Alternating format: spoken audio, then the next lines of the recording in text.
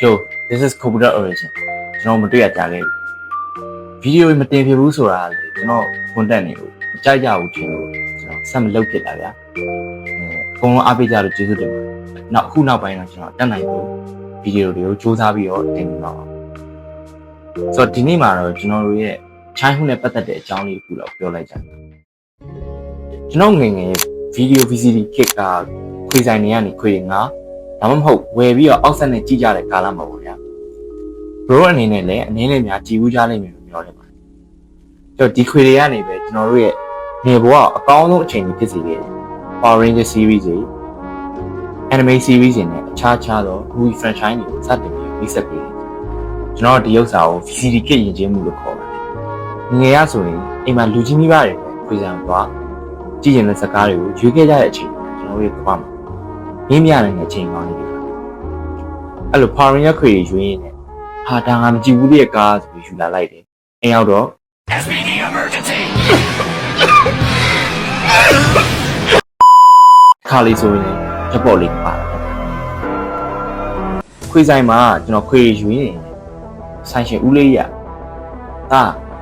မြန်မာပါဝင်ရကကြည်ပြီးပြီလားကျွန်တော်ခွေတစ်ခွေယူပြီးသွားတယ်။ကျော့အဲ့ကငငယ်ကကြည့်ခဲ့ဦးရတယ်မှာကျွန်တော်ကအရန်ကိုဖိတ်တယ်။ဘာလို့လဲဆိုတော့မြန်မာကားဗျာမြန်မာကားနဲ့ပါဝင်ရကတွေးကြည့်ရတဲ့လမ်းတွေနေရာပြင်တော့မြန်မာပါဝင်ရကားဆိုတော့ဒီနေ့စကားလေးရဲ့နာမည်ရတယ်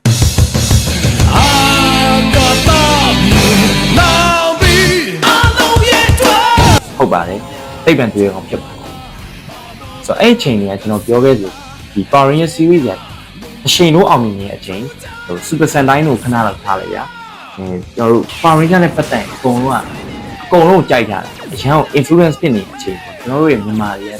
ဒီ franchise ကိုတို့လည်းရက်ကူးကျင်ဒီကလေးကိုပြတယ်အဲ့လိုနဲ့အမျိုးမျိုးကြိုးစားပြီးရက်ကူးကြတယ်ဒါပေမဲ့အဲ့ကားတော့မပါ That is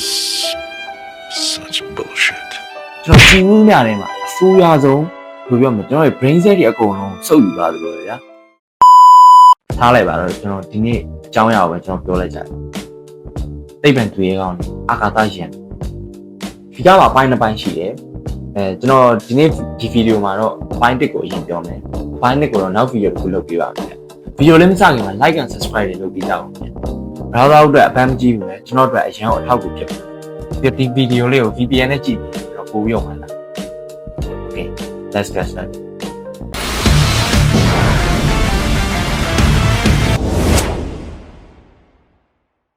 အားလုံးပဲမင်္ဂလာပါခင်ဗျာဒီတင်ဆက်ပေးနေတဲ့ဇလန်ကြီးကတော့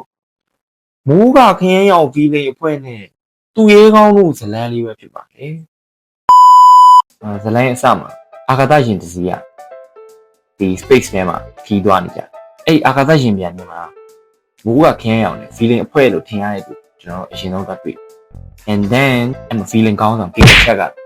သူတို့ရဲ့ရည်ရွယ်ချက်ဖြစ်တဲ့ dress and လက်စွပ်ကြီးကြောင်းစတင်ရှင်းပြ universe တစ်ခုလုံးဒီလက်စွပ်နဲ့ဘယ်လိုသိမ့်ပိုက်နိုင်လဲဆိုတာကိုဒီလက်စွပ်မှာရှိတဲ့ dress တစ်ခုချင်းစီကိုလေးစားရောင်းချီအလင်းနဲ့ပြစ်လိုက်ပြီးပြန်ထွက်လာတဲ့ရောင်ပြန်လင်းတော့အလွန်ပြင်းထန်တဲ့ပောက်ကွဲမှုကိုဖြစ်စေနိုင်တယ်။ဒါကြောင့်ဒီလက်စွပ်ရဲ့ဆွမ်းကိုပြပြီးချွေးမုံခံလို့တဲ့ဂျိုးကိုသိယူလိုက်ရုံပေါ့ကွာ။ဒီလိုနဲ့ရင်ရနာဖို့ဆိုပြီးခေါ်ရော။ကျွန်တော်ရဲ့စောင်းအမိုက်ဒီလိုနဲ့ကဘာနာနီးလာပြီးဖြစ်ကြောင်း dress and လက်စွပ်ကအာရှတိုက်မြန်မာပြည်မှာရှိကြောင်းတခုပြောနေတာဒီကာချက်တို့အဖွဲ့ကတကယ်အစီအစဉ်နဲ့ပထမဆုံးသူနေရာစုံစမ်းပြီးရင်ကဘာပလန်ဂျိုရုတွေဖြတ်စည်းမယ်ဘာလို့ဖြတ်စည်းလဲဆိုတော့သူတို့ရောက်ချောင်းပြတယ်ဟုတ်တယ် feeling ဆိုတာဒါမျိုးဖြစ်နေနောက်တစ်ခါမှာ main protagonist ကျွန်တော်တို့ရဲ့ဇာတ်လိုက်ကိုစတင်တွေ့ရပြီပြီးတော့သူ့ရဲ့ညီလေးနဲ့ညီမလေးဒီဘက်သူ့မောင်နှမနဲ့အိမ်မှာထားပြီးတော့ပြုံထိုးရတယ်သူညီမလေးကဖုန်းဆက်ပြီးကိုကြီးဘယ်ရောက်နေလဲဒီမှာပိုက်စားတယ်ဘာညာအဲ့လိုမင်းနေနဲ့ဟုတ်ပါတယ်ဇလန်ဆေးပြီးတော့ပြတ်သွားပါဇလန်ရဆိုရင်တော့လက်စွပ်ကိုသူတို့ရှာဖွေနေတာသူတို့ရဲ့ advanced technology yes ဒါပဲသူတို့တွေ့ရတာဒီလက်ဂီဂါချက်က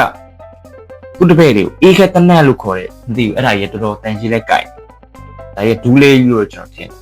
ဒါမှမဟုတ်အဲ့တနတ်ကထုတ်ခု series တစ်ခုခုတွေရနေတာပါလို့ရှိရင်ဘယ်ပြောကောင်းမလဲ premium addiction ဆိုရရုပ်တွေထုတ်ရောင်းပါဗျာဆိုတော့ဒီအေးခက်တနတ်ကိုသူ့ရဲ့တပည့်တွေကိုပေးပြီးလက်စွပ်ကိုသွားယူခိုင်းနောက်တစ်စင်းမှာသတင်းကြွချိန်ခါမီးထွန်းနေမောင်နှမနှစ်ယောက်ပြဒီအခက်အကြာကြီးပြ Now I'm really mad. အဲ့နဲ့ပြီးတော့ဂီဂါချက်တစ်ဖက်ရောက်လာတယ် ဒီ university တခုလုံးဖြည့်ဆည်းနိုင်တဲ့အဲ့ဒီလက်စွပ်ကိုမီးကန်တက်တာထဲမှာတင်လာတာတခိုးလာခိုးရင်တော့အဲ့လက်စွပ်ကပါသွားလောက်တယ်ဒီလိုနဲ့လက်စွပ်ကိုယူသွားကြပြီအဲ့လိုအေးကတနတ်နဲ့ကိုကွက်ချက်ချက်လှုပ်သွားဒီကောင်လေး ဒါပေမဲ့စိတ်မပူနဲ့ဒါသိပ်မှန်သူရဲ့ကောင်ကလက်စွပ်ပါကအသုံးပြုလို့ရအောင်သူမိမထားခဲ့ပစ္စည်းတစ်ခုရှိတယ်မော်ဖာပဲဒါပေမဲ့အဲ့ဒါယူနိုင် You serious? မော်ဖင်ပို့စီလောက်တာကျွန်တော်တို့ငငယ်ကပါရင်းကြလောက်တယ်ကစားသူNinja Stone အနီးကောင် Hurricane Red ကြောင်းသွားပြီလူသားရဲ့နောက်ကိုလိုက်ပြီးaction pack အပြည့်ပဲနောက်က3နိုင် soundtrack တွေရတယ်ပါရင်းကြကားထဲကို drama ဆက်အဲ့နားလေးကိုချင်းတယ်နဲ့ပြန်လိုက် Power Ranger မို့လို့စိတ်နာသွားတာလားလူသားရဲ့လွတ်မြောက်သွားတယ်နေရမှာ Hurricane Red မှာလည်းသူ့မှာလည်းဒီကောင်တွေတီးဖို့ဆိုပြီးကြက်ကြက်အကုန်ရှိအဲ့လိုနဲ့ Acer notebook ထဲကအဲ့ notebook ထဲကပစ္စည်းကိုသူ့မှောင်ပြအဲ့ဒါတကယ် notebook ကြီးသူမသိရင်ပတ်မှန်းလို့ပဲဗျာသိပ်ပံ movie ရှိတယ်သိပ်ပံ spaceship ရှိတယ်အလင်းသားတဲ့ကြောင်ကြီးတနက်ရှုပ်တော့မရှုပ်သေးဘူးနောက်တစ်ခါမှ Giga ချက်ကသူ့ရဲ့လက်စွပ်ကိုရတာသူမသိသေးတာဆရာကြီးတယောက်ကဘာမြေပုံမှာရှိသေးတာသူ့တပည့်တွေပြောပြတာသိပ်ပံသူရောတီးဖို့ဆိုပြီးတော့တိုက်ပွဲဝင်ချိန်မဝင်မြေခွေးစီကိုခွာပြီးလွတ်လိုက်အဲ့ဒါ raptor ကြီးဘာမြေခွေးမှမဟုတ်ဒိုင်နိုဆောတိုက်ပွဲဝင်စိတ်ရုပ်ပိုကောင်းမယ်ထင်တာအမှထားပြီ Ranger Time အမှ Jarvis နဲ့တူတယ်သူညီမ Jarvis ကတူတယ်အဲ့တော့တိတ်ပဲ movie နဲ့ထားတက်ထွက်ဒါပေမဲ့ဘာမှလည်းမချသေးဘူးတော်ကြီးရတဲ့အရန်စွမ်းထက်တာအဲ့စွမ်းထက်တာယူဘယ်လိုသိအဲ့လိုပဲ Jarvis ကြီးကနေ Megazord ကိုတောင်းတာ Megazord ရဲ့ transformation ကို show လိုက်တယ်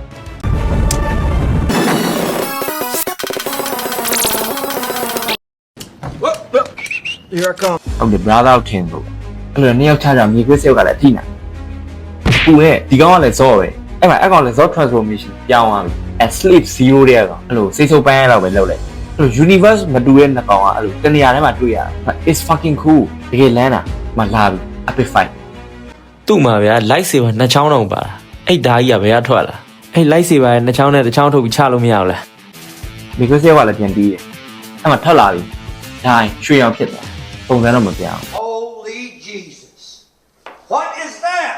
ဒီလိုနဲ့ epic fight ကိုချိုင်းတယ်မြေခွေးစရုပ်လည်းရှင်းခံလိုက်ရတယ်ဒီကချက်ဇွဲမရှုံနော်ဒီ green goblin တွေပတ်ပြီးပတ်ချလိုက်ဟာလုံးဝချာတဲ့အပြည့်ပဲခါအောင်ချလူသားတွေထက်လာတယ်လို့ကြားတော့ပြောင်းလို့ဖျရှင်းဖို့ဆိုပြီးတော့သွားလိုက်ကြောက်တယ်ကြက်ထားတဲ့ line ကိုရှယ်ရွတ်တော့ ငါတို့ကဘာများစီလုံးညီညွတ်တယ်မင်းတို့လိုပြင်ပကဘာရန်သူတို့နှိမ်နှင်းဖို့အားလုံးရဲ့ကိုယ်စားငါ့မှာတောင်းဝင်ရှိတယ်ကဲဒီရောဟဲ့တက်တိရှိတဲ့ကောင်ဝင်စမ်း နင်းကြပြစရာလောက်စားအောင်မြင်ဒီစကားရဲ့ signature လို့ပြောလို့ရအရာတစ်ခုတော့ရှိတယ်ဘယ်ချိန်ချကြဒီခေါင်းမိုးထက်မှာပဲပြီးရဆိုတော့တကယ်ဘယ်နေရာမှမချအ like စေပါကြီးလား Wait a minute. Who are you? ဆောင်းအောင် peak ဖြစ်တဲ့အခန်းတွေလာပြီ Dark Vader versus Luke Skywalker I am your father. Nuh-uh. The fuck you mean, nah? Nuh-uh. ကျွန်တော်ဒီအခန်းတွေဆိုတကယ်ကိုလေးစားတာသူတို့ရဲ့ရှိတဲ့ budget နဲ့ပြီးတော့ဒီ fight တဲ့ choreography တွေကလည်းတကယ်ကိုကောင်းတာဗျာပေါ်ပေါ်ပဲပဲလှုပ်ထားတာလုံးဝမဟုတ်ဘူးဆိုတာသိတာစီဒါနဲ့ green goblin တွေခံရပြီဆိုတော့သူတို့ရဲ့ foot soldier လေးကိုသူတို့ထုတ်ပြီးချခိုင်းတယ်ဒီနေရာမှာလည်းတကယ်ကိုလေးစားဖို့ကောင်းတယ်ဒီ gadget အစုံလေးကိုသုံးပြသွားတာဗျာဒီကောင်တွေကမနိုင်လဲမနိုင်ရောတန်းကိုပြေးတာဘာမှလှည့်ကြည့်မနေတော့ကျွန်တော် Power Ranger တို့ Super Sentai တို့ကားရလို့ဘာမှအသေးခံမချမနေဘူးဒီနားလေးကတကယ်မိုက်တာတွေ့လားသူတို့ဒီ Power Ranger ကောတေးသေးချာချာကိုလေ့လာထားပြီးမှရိုက်ထားတာဒီကအဲ့လိုနဲ့တိတ်ပြန်တွေ့ရောတကောင်နဲ့အာကာသတွေထွက်လာပြီခေကချက်ကလည်းဒီကောင်ဆောင်ကလူဝါးဝါတယ်ကွာဆိုသူကလည်းထွက်ရှင်းဖို့လုပ်တယ်final boss fight လာပြီလူနဲ့အာကာသထဲမှာနှစ်ကောင်အပီပင်ပြင်းပြီးတော့ဒီခေကချက်ကပဲ feeling ဆိုရှုံးသွားမယ်ဗျာဒီ Power Ranger နိုင်သွားမယ်ပေါ့ဒါကတော့ထုံးစံပါပဲနောက်တစ်ခါကတော့ဒီ feeling ကိုနိုင်သွားပြီဆိုတော့ trade 2တော့ဘာမှမဟုတ်ပါဘူးသူတို့3ယောက်ကစားဝင်သွားကစားပေါ့ဒါကတော့မြန်မာကထုံးစံပဲဆိုတော့ဒီလိုနဲ့တိတ်ပြန်တွေ့ရကောင်အပိုင်းတစ်ကတော့ပြီးသွားပြီ Okay final analysis ကိုသွားလိုက်ရအောင်တော့ Power Ranger ဒါမှမဟုတ်အဲ Super Sentai series တွေကိုကြည့်တဲ့အခါမှာ fundamental ကြားတဲ့အချက်လေးရှိဥပမာအားဖြင့်ဒီ transformation sense ပြီးတော့ဒီ Megazord fight တို့ပြီးခြားသောຢာတွေ Morpha တို့အကုန်လုံးပဲဗျာဒါပေမဲ့ဒီကားထဲမှာသူတို့မပြည့်မစုံပဲနဲ့တော့ဒါမျိုးဇလန်း ဇက်ကားတစ်ခုထွက်အောင်ရိုက်ပြသွားဒီ phenomenal ဖြစ်တဲ့အချက်တွေအကုန်လုံးကိုလည်းသူတို့အတက်နိုင်ကိုကြိုးစားပြီးပြသွားတယ်လိုအပ်ချက်ရှိတယ်ဆိုပေမဲ့လည်းဒီလိုဒါမျိုး fight scene တွေညာ transformation လုပ်တာတကယ်ကိုကျူးကျူးဆန်းဆန်းရိုက်ကူးထားကြဇက်ကားတစ်ခုလုပ်မယ်ဆိုအနည်းဆုံးတော့ဒါမျိုးလေးဖြစ်အောင်ရိုက်ပါဒီကတော့ကျွန်တော်ငငယ်ကကြည့်ရတယ်ဒီချိန်အခုပြန်ကြည့်လေလိုအပ်ချက်ရှိတာမှန်တယ်ဒါပေမဲ့အနည်းနဲ့များကြည့်ပြောရှုပြောဖြစ်တယ်ဒီကပါရင်းရကတကားဆိုတဲ့ feeling ကိုပေးနိုင်တကယ်လိုအပ်တာအဲ့ဒါစကားတကားရဲ့ feeling လေကျွန်တော်တို့ကဒီကားကိုကြည့်ငါကြည့်တာဘာကားကြီးလဲဆိုတာဖြစ်ရပဲအကြည့်နေတာသူပေးချင်တဲ့ message ကိုရောက်လာဆိုရှားပါလိမ့်မယ်ဒီလေးကျွန်တော်ပြောခဲ့သလိုပဲဒီကားအပိုင်းနှစ်ပိုင်းရှိတယ်ဒါပထမအပိုင်းတစ်ဒုတိယအပိုင်းကပိုမိုက်တယ်ပိုပြီးတော့လည်းကောင်းလာတယ်ပြင်ကြည့်ချင်တယ်ဆိုရင်တော့ YTV Telegram Channel မှာသွားကြည့်လို့ရပါတယ်ဗီဒီယိုလေးကိုအဆုံးလေးကြည့်ပြီးတော့အရှမ်းကိုကြည့်လို့ပြင်ပါတယ်ဗျကျွန်တော်လိုအပ်ချက်တွေရှိတယ်ဆိုရင်လည်းကျွန်တော်တက်နိုင်ဆုံးကြိုးစားပြီးတော့ဗီဒီယိုလေးတင်ပေးသွားပါမယ်ဒီဗီဒီယိုအချိန်ပေးပြီးတော့ကြည့်ပေးတာတကယ်ကျွန်တော်ကျေးဇူးတင်ပါတယ် Story ends here see you again Power Ranger မို့လို့စိတ်ညာသွားတာလားဖြေပါ Power Ranger မို့လို့မချစ်ရဘူးလေ